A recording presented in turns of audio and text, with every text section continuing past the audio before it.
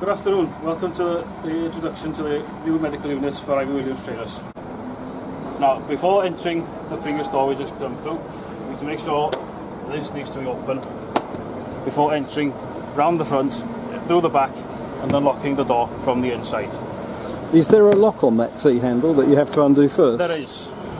And how do you undo that? So we've got the small black key here.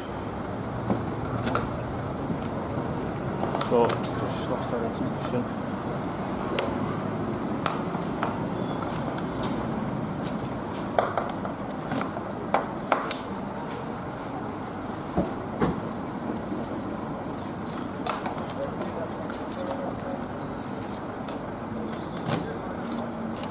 So that's now locked into position. Brilliant. And then unlock it, just quarter turn clockwise,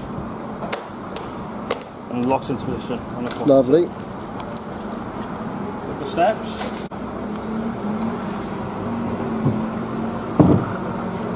They pop out in here.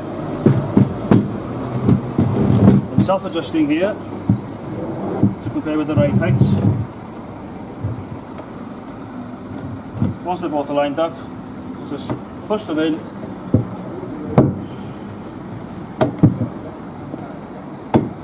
Like so, and then just pop them out once again.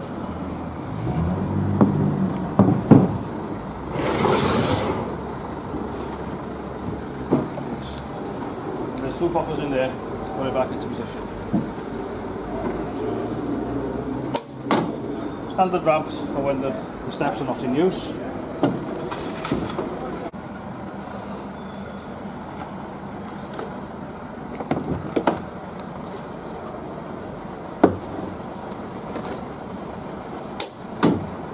Try to follow me.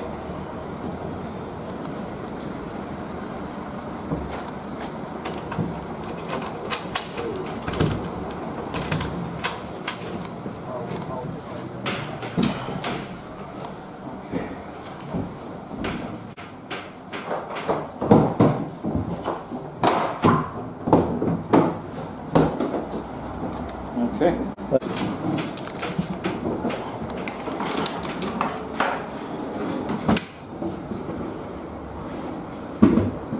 This is where the battery is stored. At this point, the battery is in neutral. So switch it on, so it connects to power, and then the LED lights will come on. Brilliant. So after use, you need to turn it off. Yes. When you've returned to the base, because when the vehicle's connected up, it charges the battery. Yes. So we would leave it on, connect up to the vehicle, drive back to base, and that will put some charge into this battery. Yes. And this battery should be turned on and connected to a vehicle whenever you're running, because it will recharge the battery, which in turn powers the LED lights. Okay, so we'll have a go with the ramp. So in that cupboard is the winding wheel. For this jockey here, which then, to keep the level steady on any surface, just slacken this nut off here and lock it back up. Okay, and there's no need to go berserk on that and over tight, is there? No. Just then nip it up. Then just to store it away, just slacken it off there.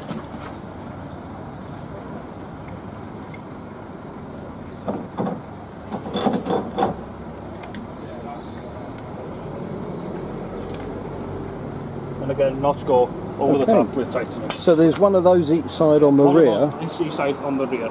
And what's at the front? On the front,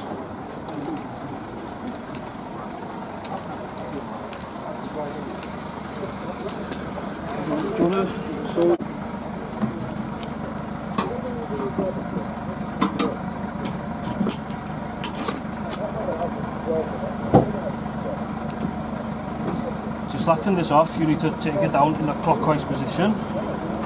Okay, I can see the pantographic arm coming down. There we are.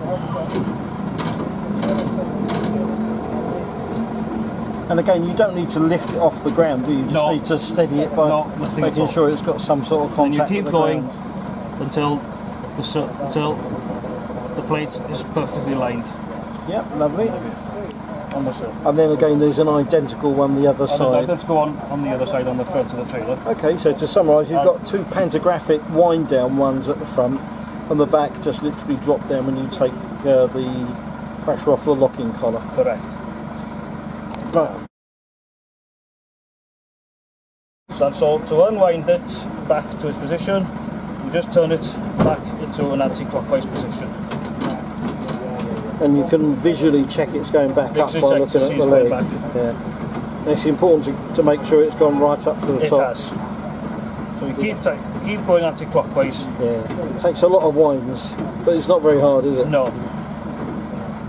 Until it goes stiff.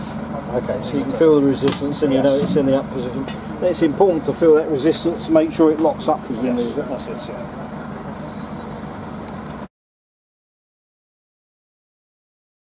Okay, to drop it down is the bottom right button on this here.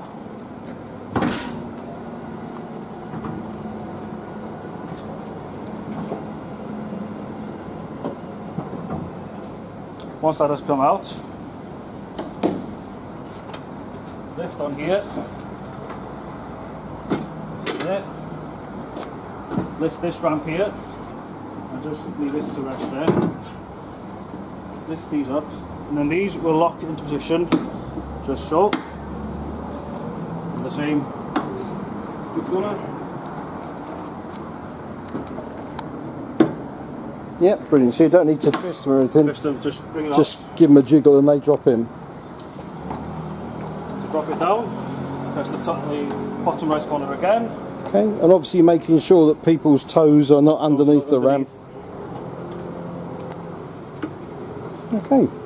And obviously. So then any wheelchair users can then go on. Any wheelchair comes in. Yeah. They drive on. Lock their wheels so they can't fall off. Lock their wheels. And then the top right corner. Yeah. Lift it up again. That then locks the rear ramp so the passengers doesn't fall out. Right. Okay. Top right again.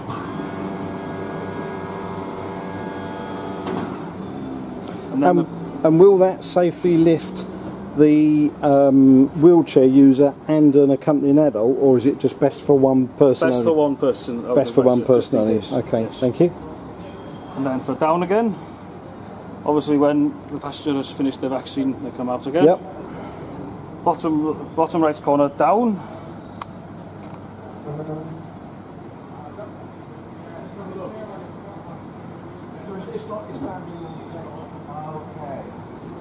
So we would have a plate for it anyway. Dave. Oh, I see. Dave. Then when the passenger has left, the ramp has gone down, so the rule will begin again. Okay, so in normal use we just use the blue steps, but when we get somebody with a wheelchair access, we can then move the blue steps out of the way. Because we can use the blue steps on the back door as well, can't we? They can't be used because they haven't got the little lugs to hold them into place. Okay, so we must only use the blue. Use them on the side. Yeah. So for normal access, we use the small ones there. back door, the small door at the rear of the unit with the blue steps. Access, brilliant. we have this here. Thank you very much. So we'll just lift it up. Yeah. Drop down. Same on that side. Lift up. Yeah. Drop down. Drop this ramp down first. Yep. Then to lift it up, the top right corner. And that's handily marked with an upwards arrow, is it? It's all marked on there. For the harder thinking. Brilliant.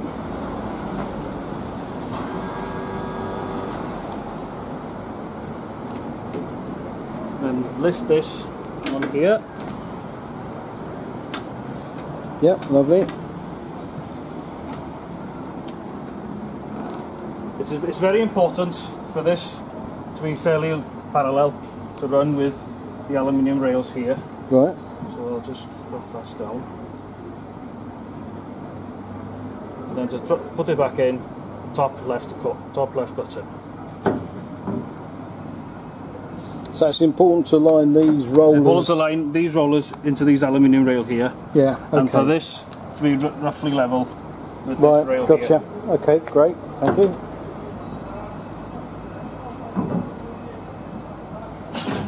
And it's perfectly stored away. Thank you very much. Right.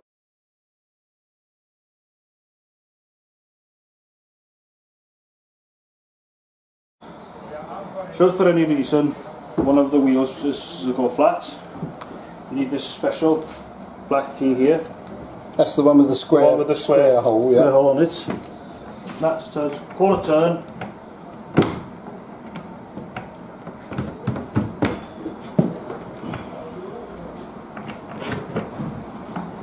That's a quarter turn anti-clockwise. Anti-clockwise to gain access to the spare wheel. Okay. 3 nuts holding it. Yep. And there's a wheel brace at the back inside the cupboard. Okay, so it's in the front compartment of the unit. Yeah, in the top left combatants and the front. Okay, of the and that wheel brace will fit those nuts and also Yes. the wheel nuts. Yes. Now there won't be a jack, presumably, because you can use the steady wheels to raise it up at the front cone. You can do, yes. Is there a jack? I don't think there is actually. So, are there any fuses or fuse boxes that we need to know about? The fuse box is located in the bottom left cabinet on the left hand side.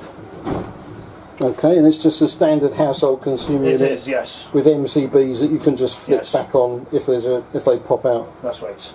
Okay, great stuff. And then the power control box is Yeah. located right in front of you. Okay, and what does that do? It'll tell you whether it's got 5 different lights to see. Yeah. So there's this 12-volt socket. The cooker plus options depending on what trailer this is. Water pump, for which if there is one on vehicle, Yeah, which we haven't got. And then the second from the right is the interior lights, Yeah. and the top right, the far right, would be the fridge if there was Okay. one fitted on it. And are they fuse holders, those little see-through covers, or are they indicators, or what? Oh, they're just resettable switches. Yes, that's okay, right. brilliant. Okay, so if the lights don't come on, it's worth pressing that to check that Just we to need to check. reset it. That's right, yes. Thank you very much.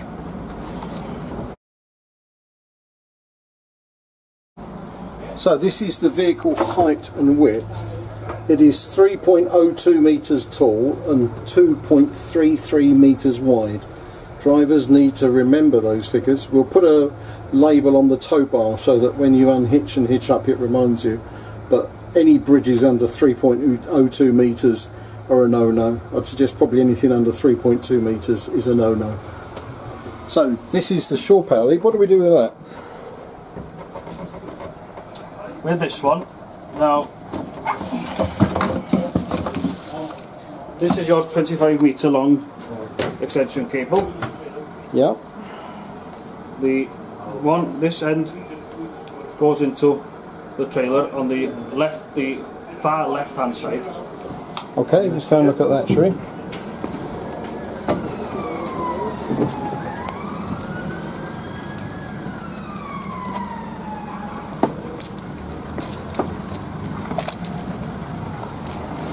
Which is located on the left hand side of the trailer. Okay, brilliant. So that's the shore power socket. Yeah. Good. It will only go one way.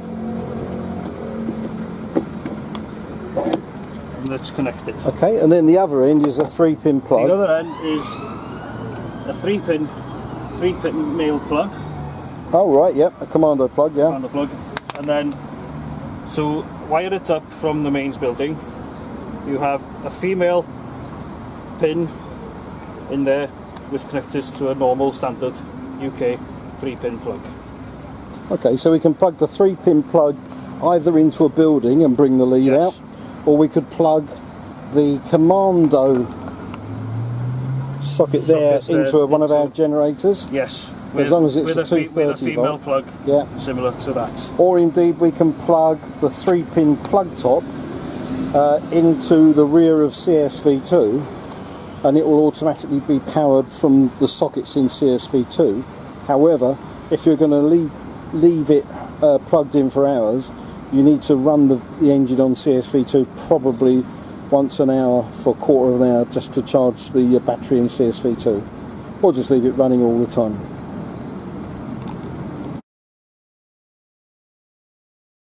So this is now the procedure when you've finished for the day and you're going home.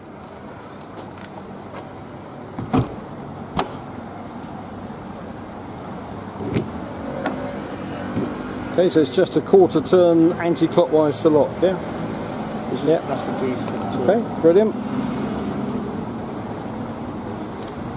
Now this door here we don't have a key for at the moment, so it just needs to be locked from the inside before you start moving. But it does have a safety feature in that this folds across there to prevent the door opening.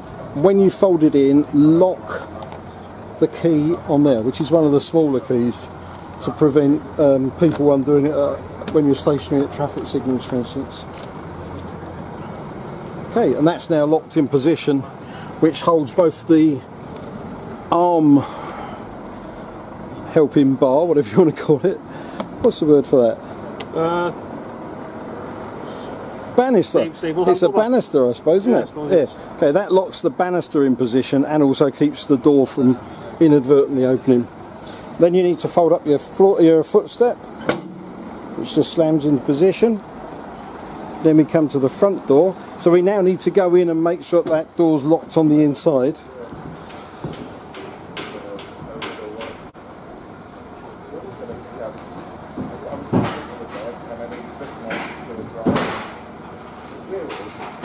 And it's also worth noting that any items stored in the trailer must be secured on the floor so they can't fall anywhere. So don't leave things on shelves like that lot, that's all got to come off and go on the floor. And make sure any furniture that's in here is lashed down so it can't move. And it looks like a useful place to lash it to would be that worktop leg there. Okay, so we lock that internal door up. Internal door. Just to stop it coming open inadvertently. There we are. The inside door is now locked from the inside. Lovely. Slam the step up, shut the door, and then lock the door. And this is one we do have a key for. It's one of the bigger keys. So again, quarter turn anti-clockwise locks that. Then we use our T-bar, move our banister across into position, the T-bar clicks into place, and then we turn that lock. Okay, so we use this small key here, which is marked 153, isn't it? Yes. Yeah. And then again we lock that one up. We'll get all these keys colour coded with a dab of paint so that we know which is which. Okay, that banister's now locked into position, which holds the door in. To unlock the trailer hitch, Yep. it's the silver key with no black trim around Oh, the it. one with L and F written on it, yeah? Yes.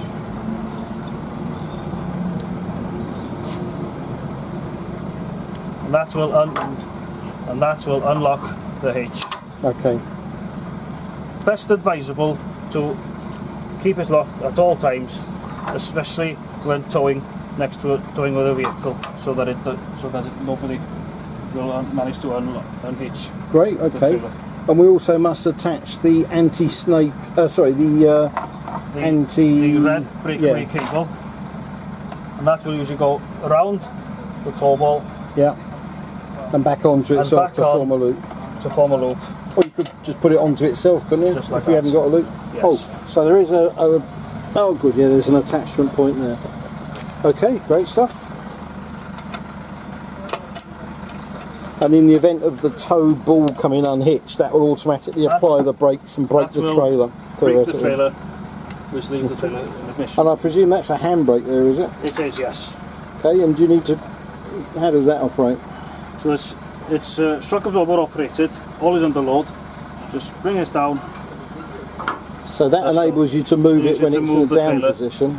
Then when it's stationary, detached from the trailer, always lift the handbrake. Okay, but there's nothing to stop us leaving it hitched up to the vehicle and applying the brake when we're stationary at a... Yeah. There's no need to unhitch the vehicle when we stop at an event and start giving vaccinations. So this is a standard issue 13 pin trailer sockets.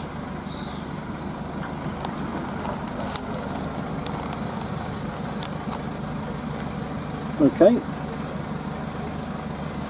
Notice the lug at the bottom where the thumb here. Yeah.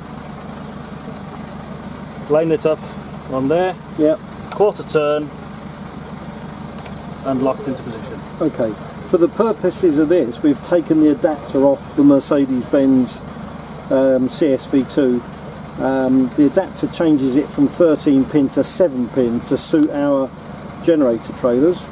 Obviously we need to take that off when we've got the 13 pin lead from the trailer to plug in, and I've placed that adapter in the front driver's door pocket, so it's available for when we next need to tow a generator.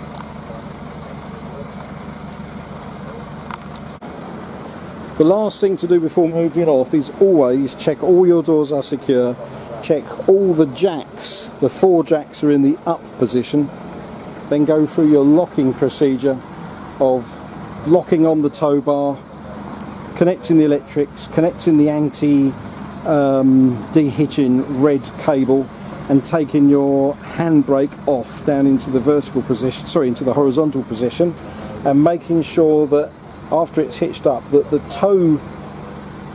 the jockey wheel here is raised fully into the up position and locked in place so that it doesn't drag on the road. That is the driver's responsibilities.